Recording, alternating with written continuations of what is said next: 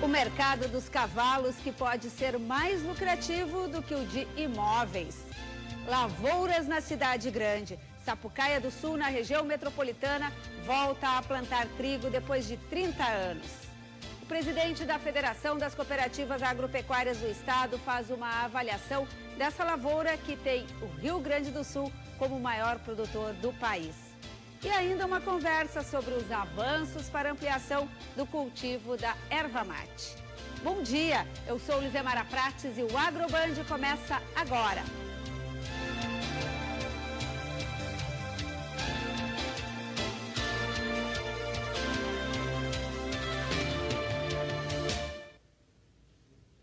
Os cavalos movimentam cada vez mais o mercado nacional. São mais 7 bilhões de reais por ano. Uma das raças mais valorizadas tem tradição aqui no estado. O maior rebanho de equinos da América Latina está no Brasil. Entre cavalos, mulas e asnos, são 8 milhões de cabeças.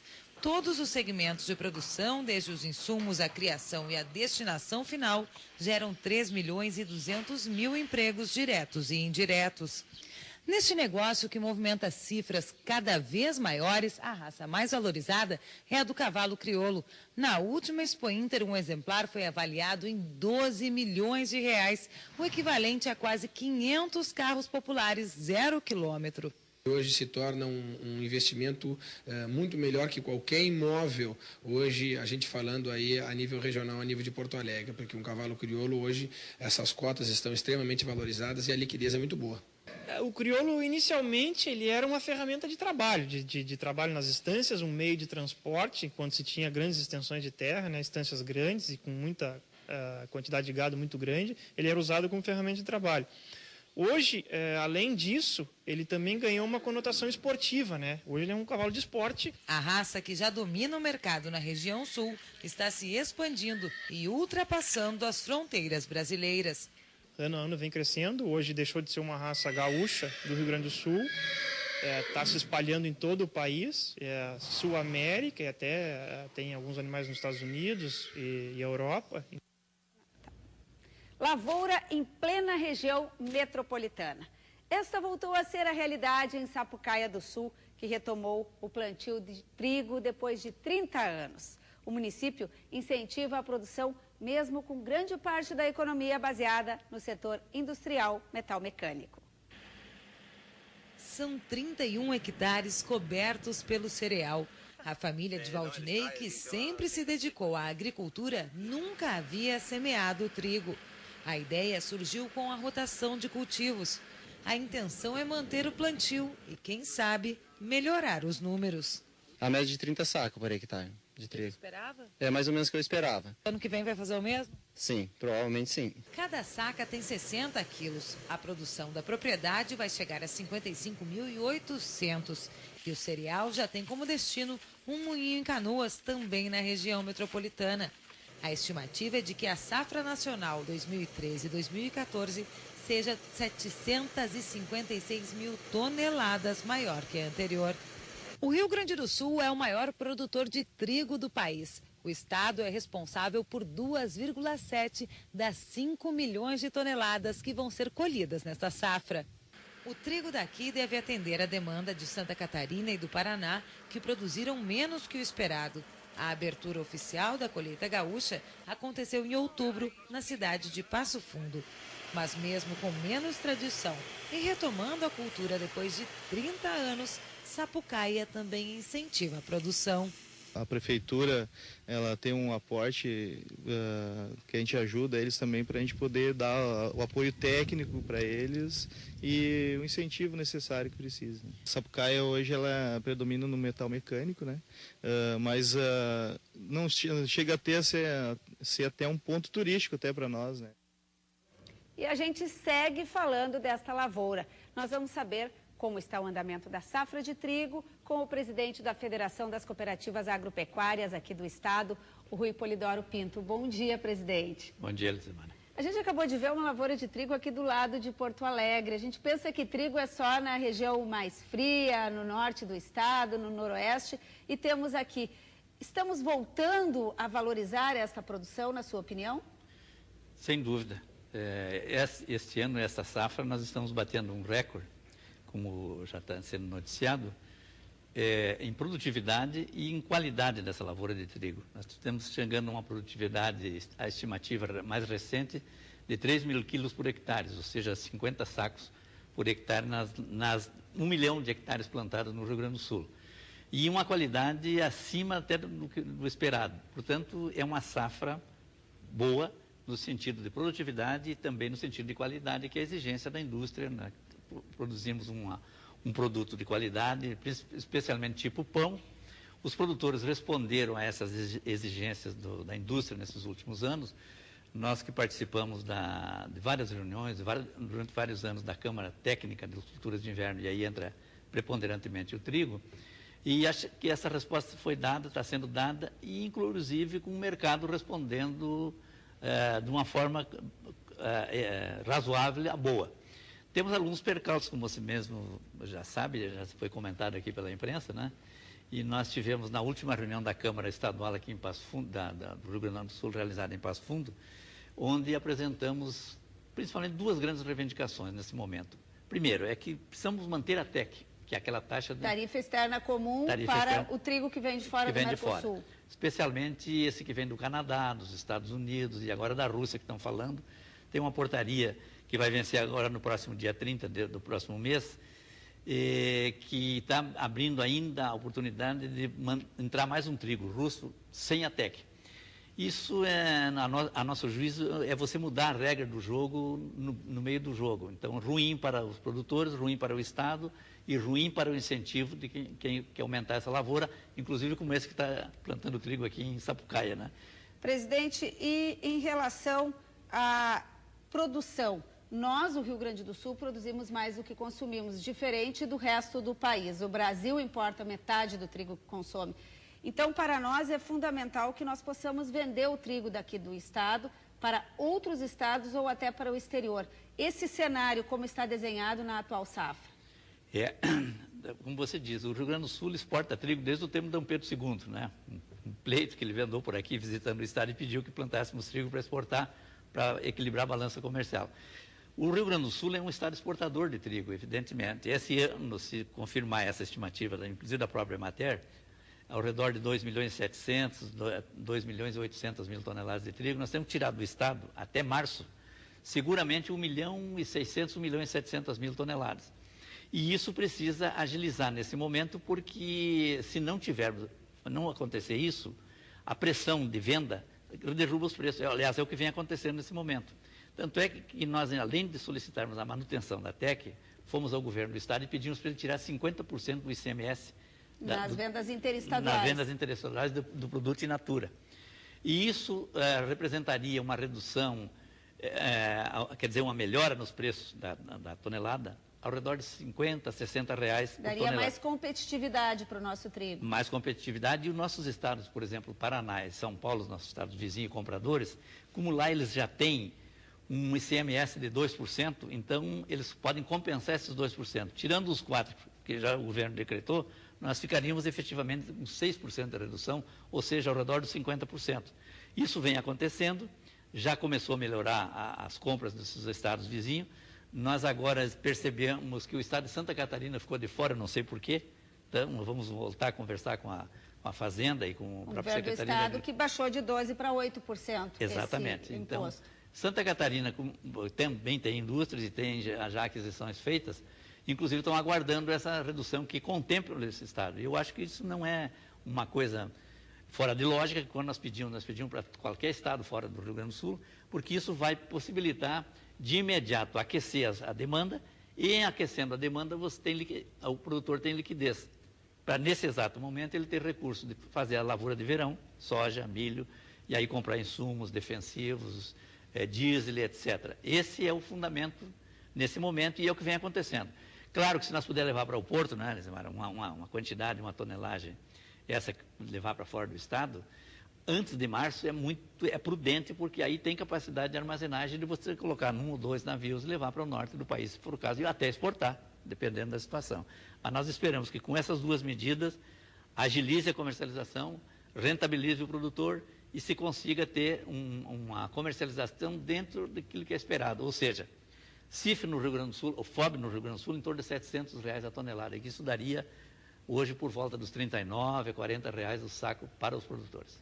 E, na verdade, se o produtor não tiver uma recompensa, não vender acima do custo de produção, na próxima safra ele é desestimulado e a gente pode correr risco de ter uma safra menor novamente, como já houve em anos passados. Exatamente, e isso é que nós temos que evitar.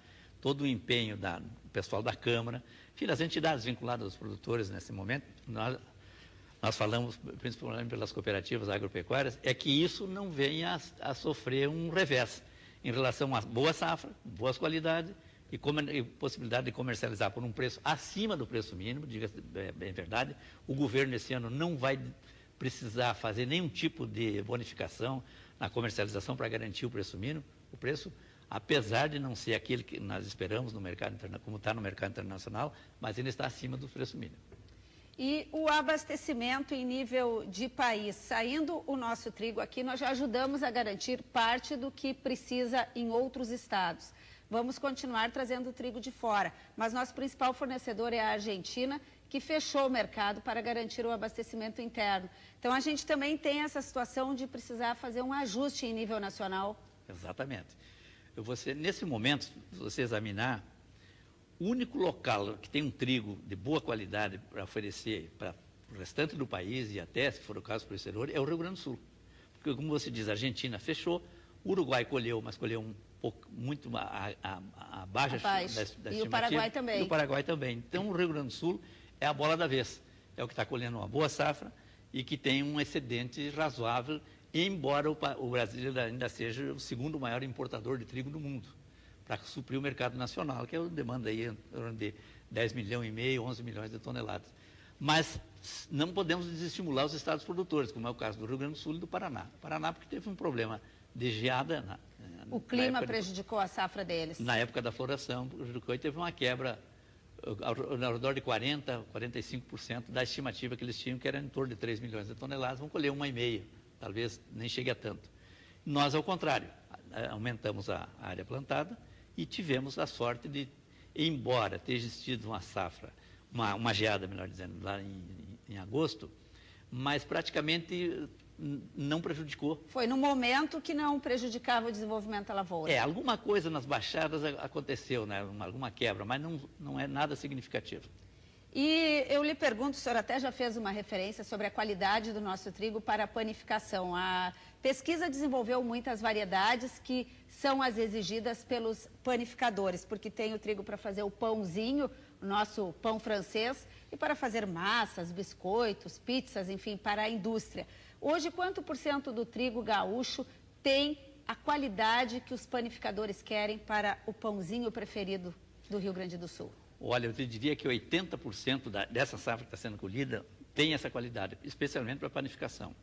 E aí tem um outro fator que é comentado, mas é muito significativo. Por exemplo, nesse momento, voltando à TEC, o governo não quer alimentar a inflação, e dizendo que se tirar a TEC, o consumidor não ia ser penalizado com o aumento do custo do pão, do pãozinho, da massa, etc.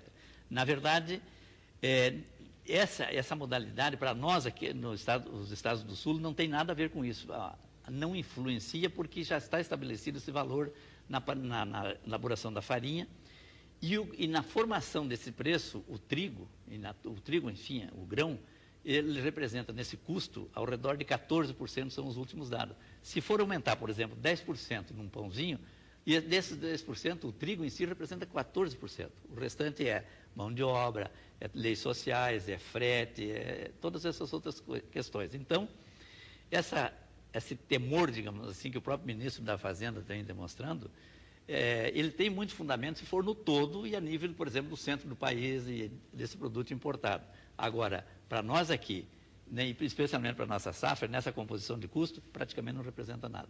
Muito obrigada ao presidente da FECOAGRO, o Rui Polidoro Pinto, falando conosco, então, sobre a produção de trigo no Rio Grande do Sul, o maior estado produtor nesta safra.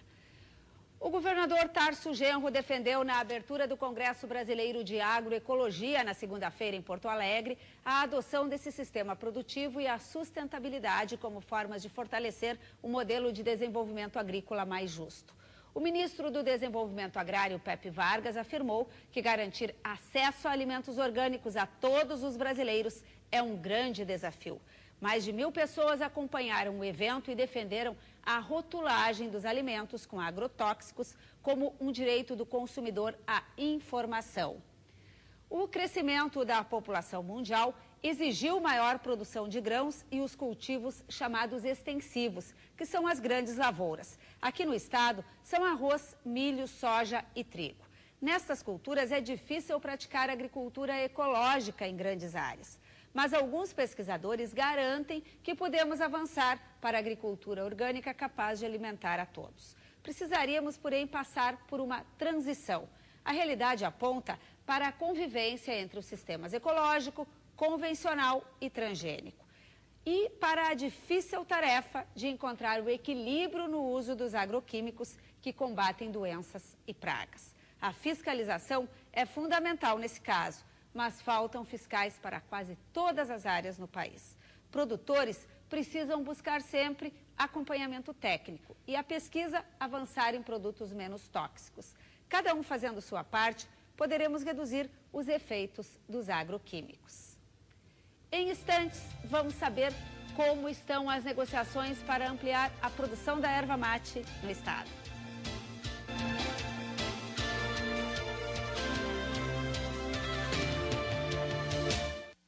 O mundo é feito de histórias. E são nos livros onde as histórias se encontram, respiram e repousam. Morada da nossa aventura, da nossa emoção. O livro é a casa da imaginação. É lá que vivem nossos heróis. Você já pensou de como um livro pode modificar uma vida? Todos os anos, o Grupo Bandeirantes e o Sesc promovem uma grande campanha de doação de livros. O que pouca gente sabe é que um simples gesto de doar um livro pode transformar a vida de outras pessoas. É aí que uma nova história surge. O livro doado modifica a vida de outras pessoas que recebem a oportunidade de ler um livro. Doe, participe. Esse não era teu ônibus? Tudo bem, eu espero o próximo. Você pode se divertir com os jogos irados onde estiver. É muito fácil. Envie PIL para 48069 e baixe tudo no seu celular. É muito fácil e barato. Por apenas R$ 4,99 por semana você vai curtir pra valer. Seus jogos favoritos em qualquer lugar mesmo. Envie PIL para 48069 e divirta-se. Seu crédito acabou, você precisa ligar e você não sabe onde recarrega o celular. Se liga na dica, acesse já e carregue onepay.com.br. Quer se declarar, mas ficou sem crédito no celular? Com o OnePay você recarrega agora, mas paga com o seu cartão de crédito. São até 40 dias para pagar. Dá tempo de namorar muito.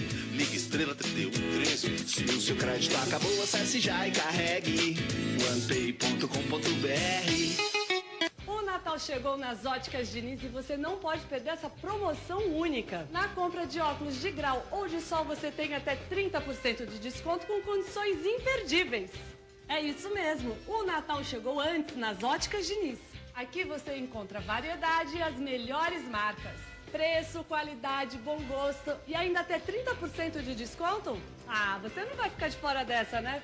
Venha celebrar o Natal nas Óticas Diniz. Amor, vai começar o jogo. Não, eu peguei o controle primeiro e hoje eu vou assistir minha novela. Mas, amor, o jogo... Não, nem pensar. Não perca as melhores jogadas e notícias sobre o seu time. Envie agora o nome do seu time para 1315 e receba tudo isto no seu celular. Faça você também um golaço. Não dê bola fora. Envie o nome do seu time para 1315 e fique de olho na jogada por apenas R$ 13,99 por mês.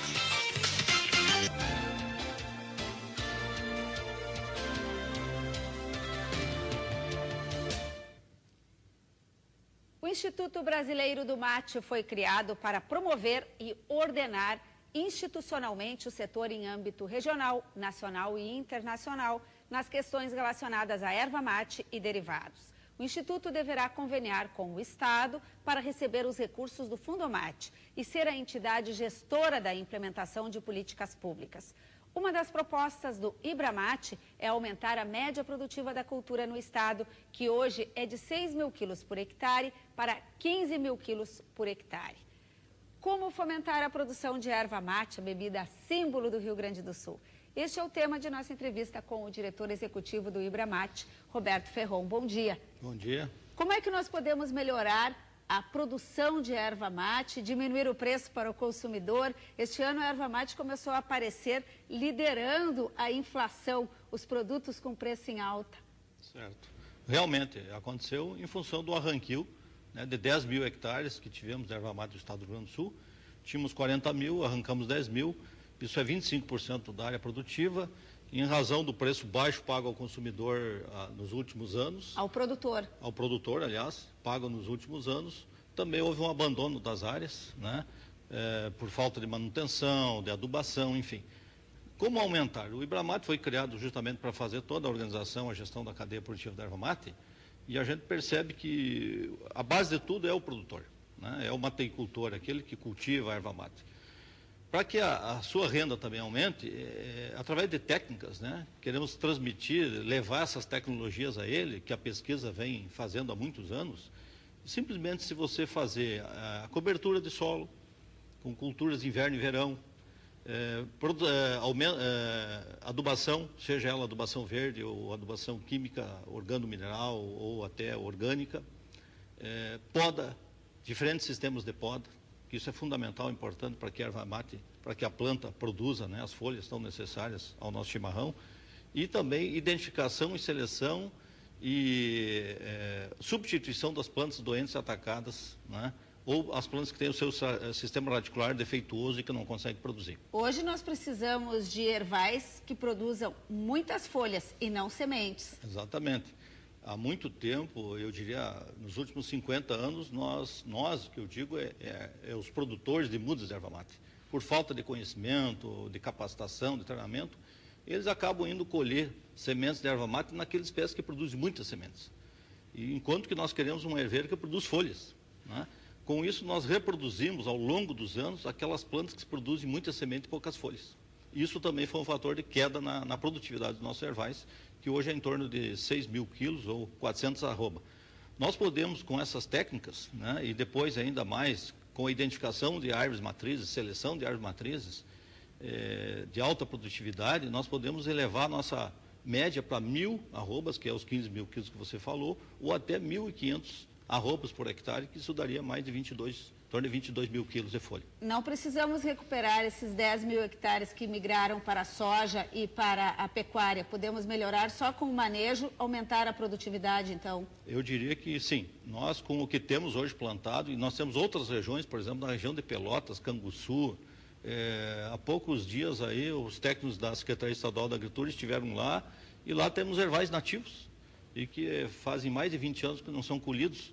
Então, nós temos algumas áreas no estado do Rio Grande do Sul ainda que possuem erva mates nativas e que foram abandonadas em função desse baixo preço pago ao produtor. E com isso, então, nós aumentando a produtividade, nós podemos duplicar e triplicar a produtividade nos próximos 10 anos. Isso significa que pode baixar o preço da erva mate? Olha, eu diria assim, ó, nós temos que encontrar o preço justo, né? Nós, como Ibramate, que trabalhamos aí e temos dentro do Ibramate, então, os produtores de erva mate e as indústrias ervateiras, nós sabemos que o produtor tem que ganhar o preço justo. A indústria também tem que ganhar, porque não se sustenta. Nós temos um outro elo nessa cadeia, que são os atacadistas, os supermercados, o varejo, né? E também ganham um percentual significativo aí de 45% até 65%. De margem em cima do produto quando ele é vendido pela indústria ervateira. E temos o consumidor, que ele já sinalizou, ele não quer pagar mais que R$15 por quilo de erva mate. É o limite. É o limite. Ficou entre 12 e 15 reais. Então, se nós conseguirmos manter um preço de em torno de R$20 arroba para o produtor, 8 a 10 para a indústria, que vende ao atacadista, enfim, ao varejo, e este de 11 até 15 reais, porque temos linhas nobres, né, de erva mate nativa, pura folha, enfim. Com isso, eu acho que nós atenderíamos a todos e nós chegaremos ao preço justo e fazer a política do ganha-ganha, onde todos ganhem. O produtor fique satisfeito com a renda e com isso ele mantém os seus herbais, melhore os seus herbais. A indústria que venha inovar também, nós temos aí, a indústria está defasada em sua tecnologia, os maquinários que temos hoje são de 30 anos atrás, né? Não houve inovação. E o consumidor tem que receber um produto de qualidade, né? Realmente um produto de qualidade que ele sinta prazer em saborear um bom chimarrão. E também nós temos que buscar o mercado externo, né? Hoje o mundo está buscando produtos naturais e a erva mate é uma planta excepcional. Vocês vão aproveitar, inclusive, a Copa do Mundo para fazer essa divulgação? Queremos, sem dúvida nenhuma, aproveitar. Inclusive já tem a rota da erva mate que entra em Encantado e vai até Ilópolis, Arvorezinha, né? Nós queremos aproveitar, sem dúvida, esses milhares de pessoas que virão ao estado do Rio Grande do Sul, ao Brasil, enfim, e mostrar a eles o nosso chimarrão, a nossa erva mate, o nosso chamate. Vocês vão mostrar também, vão apresentar degustação de produtos à base de erva mate, como os que estão neste livro de receitas que vocês lançaram agora na Turismate? Sem dúvida. Lançamos um livro lá de receitas, são 30 receitas à base de erva mate, né? Mostrando que a erva mate não fica só restrita ao chimarrão, ou ao tererê, ou ao chamate. Hoje a erva mate está presente já em cosméticos, cerveja à base de erva mate, energética à base de erva mate, bebidas, e também agora nesse livro fantástico aí que foi lançado, né, com a culinária da erva mate, onde podemos colocar ela junto às massas, às pizzas, suco da erva mate, patê, mousse e outro sorvete, inclusive da erva mate, né, para que a população conheça, né, as outras delícias que a erva mate nos proporciona. Essa planta, eu diria, é uma planta milagrosa, ela tem hoje já 190 princípios ativos pesquisados e identificados. É uma das plantas mais completas do mundo e só existe no sul do Brasil, um pedacinho da Argentina e um pedacinho do Paraguai. É por isso que vocês têm uma receita do suco da vida aqui neste livro? Sem dúvida, o suco da vida. É um suco simples de fazer, né? Como é que faz? 5 folhas de erva mate. Se não tiver folha, Se não tiver folha, pode usar o próprio erva mate do chimarrão, daí? 5 colheres, coloque no liquidificador, 2 limões, o suco de 2 limões, bata, né, coloque gelo, açúcar a gosto, ou mel, enfim, e está pronto um suco maravilhoso, refrescante e energético. Agora no verão eu penso que vai muito bem, geladinho. Muito bem, olha, é uma receita espetacular aí que todos podem aproveitar. Muito obrigada, então, ao presidente do Ibramate, Roberto Ferron, inclusive dando uma receita de um suco para estes dias quentes que nós estamos aqui enfrentando. Quer mais notícias? Acesse o site da Band RS, clique em notícias e no link agronegócio. O AgroBand volta no próximo sábado, às 9h30 da manhã. Um bom final de semana e até lá.